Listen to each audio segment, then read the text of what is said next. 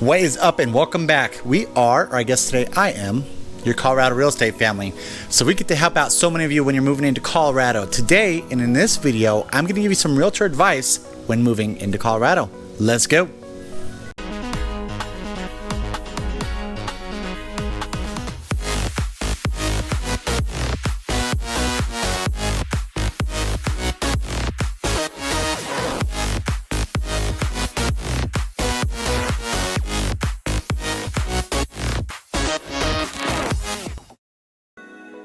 If this is your first time watching, what we'd like to do on this channel is give you all the insights that you need to know in regards to Denver and all of its surrounding cities. So if that's something that you think it might provide value for you, go ahead and hit that thumbs up, subscribe button, and little notification bell. That way you're notified every single time that we post a video, because we post a video every single Wednesday and Saturday. If you are looking at moving into Colorado and purchasing real estate, go ahead and give that phone number a call right below right there. Give us a call, text, or throw us an email. Chelsea will be the one answering that message. All right, cool. So what we're going to do is we're going to dive into this video, kind of give you some insight that I've been seeing personally as a realtor, and also I guess a little bit as a native, a little bit of a back end that you might want to know prior to moving into Colorado. Some stuff that you really should expect, that you should be prepared for, and some good things along those lines. The biggest thing that I really want to hit on is the Colorado climate.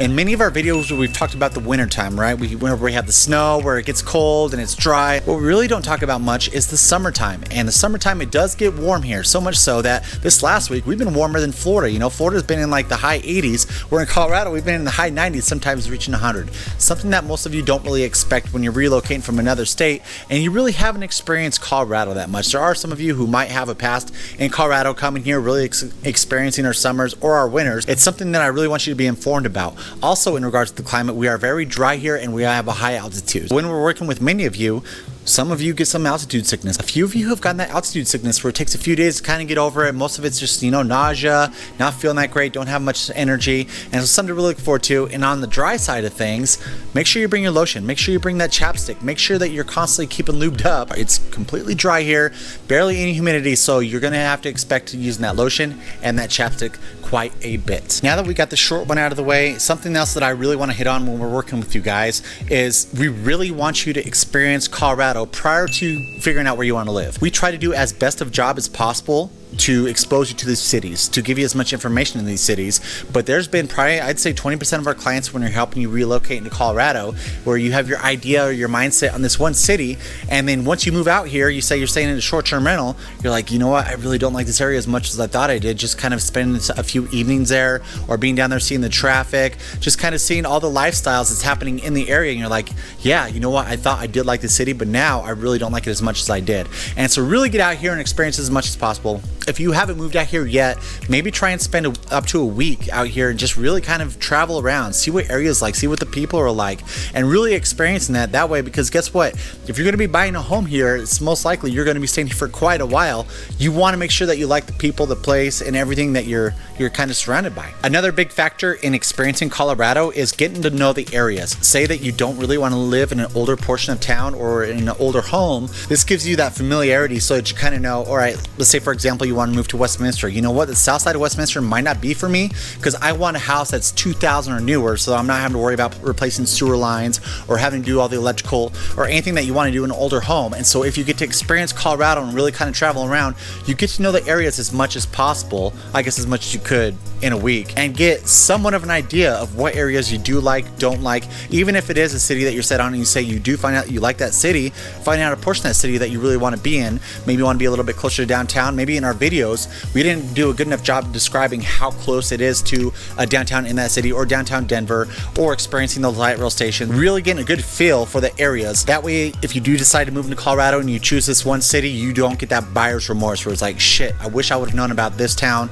or this city. Why didn't we expose ourselves to this prior to finally picking our destination where we're going to live in Colorado? The third thing that I really want to talk about is how important it is to have an expert on the ground, not only on the real estate side or the realtor side of things, but also even on a lender side of things, because they know what the market's like. They know what it takes to be competitive in this market, as opposed to maybe a bank who's just really kind of writing off these loans and doesn't know anything about the area they're writing the loan for. In regards to having an expert in real estate in Colorado, that way we can help out when it comes to which neighborhoods are hot, which neighborhoods we're going to have to offer on in a different way. Because guess what, right now in Denver, some neighborhoods are super hot, some neighborhoods not so much. And so if you find a house in a neighborhood that that you like, and we're like, all right, cool. We kind of know how we could go about this contract when we're writing it up. We don't have to be as competitive as opposed to, say, another neighborhood. We actually just experienced this recently where we had a client who moved North Denver area. We knew that that area was hot, right? And so that we knew that we had to be super competitive, keeping constant contact with that listing agent, figuring out how we could be as competitive as possible.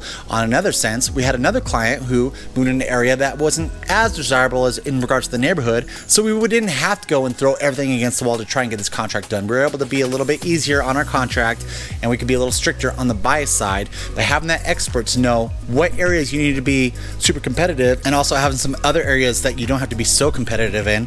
Also, in regards to that, the areas, we have metro tax districts here, we have all kinds of different special taxing districts, and so really being familiar with that, having that expert on the ground so that you're not blindsided after the fact, really having that expert who is involved, who does this full time, because that's huge. If you do this full time, sometimes you kind of build relationships with a few of these other agents, and so you can kind of work that a little bit. And along the lines of having the expert on the ground, also make sure that it's a full-time agent, because the last thing you want is to find a house that you really want and you can't look at it because you have someone who is also working a part-time job.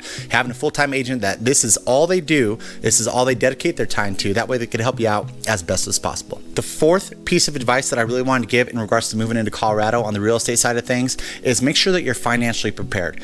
What does this mean? Well, all right, let's talk about, let's say that you currently have a house where you're at in another state. Let's make sure that that house is under contract. That way that we could be a little bit more powerful when submitting an offer on the new property that you want in Colorado.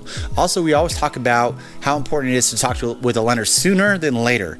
Here's why. It's because we want to make sure that financially you're good to go with your down payment, credit score, because the last thing you want is to find a house, then find out that financially there's a few things that you might need to do on the back end in order to qualify for that house. So talk with the lender, even if it's, let's say that you're a year out from buying a house.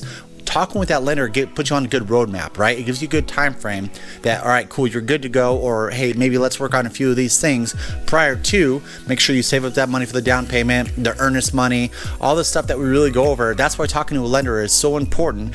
When it's like, say if you want to buy in like a month, it's like, all right, I'm ready to go, let's get pre-approved right now, and then you find out that you're not qualified. So we want to make sure that we're financially prepared as much as possible prior to getting into the situation of purchasing a house. The fifth piece of advice that I'd like to give you is pack light, or as light as possible. There's been a few times where we're helping you guys out where you really didn't get rid of too much, and so it became a huge stress ball trying to figure out how you're going to get all your stuff to Colorado from somewhere else. So say if you're moving all the way from the East Coast, trying to get it all here using your pods, your moving trucks. If you have a ton of stuff, it's so much easier if you just kind of slim it down a little bit and not have to worry about it too much. We do have American Furniture Warehouse here, which is actually a great kind of budget style furniture store that you could always utilize if it's something that's like, you know what, this couch is obviously way overdue.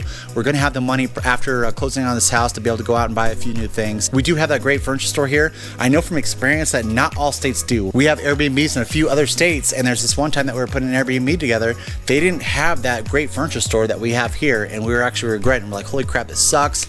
You know, usually we could go there, get everything we need for a good price, and here it seems like we're spending a premium for everything. So just kind of give you a heads up, we do have a great furniture store here, but packing light, it's just, there's nothing like removing a little bit less stress when purchasing a house, because it's a huge deal. And a lot of times the biggest thing is like, we want to take the stresses off of you as much as possible. When it comes to packing, something we really can't control. The final piece of advice that I really want to give you is temporary living. And so many times when you guys are moving here, you're like, you know what, it's fine, I'll just sign up for a 6-month lease, and we'll go through that, and then in the meantime we'll kind of get ready to buy a house, and we'll, you know, make it happen after the 6 months. And then you find a house that pops in after 3 months, and you're like, holy crap, we're gonna have to break our lease and pay to break our lease in order to get this house, in order to do what we want to do. We recommend a short-term rental, or, you know, just like Airbnb or Vrbo, you know, something right along those lines. That way you are flexible. And so if you are on a month-to-month basis, which, I mean, there are some apartment buildings or even houses who will offer up that month-to-month. Being on a month-to-month makes us a lot more agile when it comes to submitting on a property, because if that perfect property pops up, the last thing you want is to be stuck in a situation where you're having to cancel a lease in order to get out of it. All right, cool guys, like I said, this is just a few things that I kind of see when working with you. Some advice that I really wanted to give when moving into Colorado that you might not think of. I think about it in the back of my head all the time, just because I live here and I'm helping you out all the time, but that doesn't mean that you guys do. So that's why I really wanted to put this video together, short, sweet, and to the point. If you are planning on moving to Colorado, we love helping you out. We're helping out so many of you on a daily basis. So if you are planning on purchasing real estate in Colorado, give us a call. The phone number right below right there. And until next time, we love you. Bye.